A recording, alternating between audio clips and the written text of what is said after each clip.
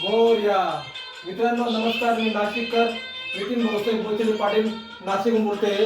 मी मोदी साहेबांना तिसरा टर्न कोर्टला यावं म्हणून मी रचना केली होती अंजनेरीला आणि त्याच्यानंतर मग बोलण्यात पण फेरी मारलेली 3 वर्षाला ते आलेले ते. मित्रांनो एक साकडं घालतोय बाप्पांना. येणारे विघ्न जाणारे विघ्न दूर होऊन पुन्हा एकदा सत्तेमध्ये केंद्रामध्ये आपले मोदी साहेब तर आलेच आहे. प्रत्येक राज्यामध्ये फक्त बीजेपीचं सरकार यावं हे मागणं मी विघ्नहर्ता घालत आहे. आणि माझं एक स्वप्न आहे सबका साथ सबका विश्वास सबका प्रयास. आणि मला मोदींना पण भेटायचं आहे.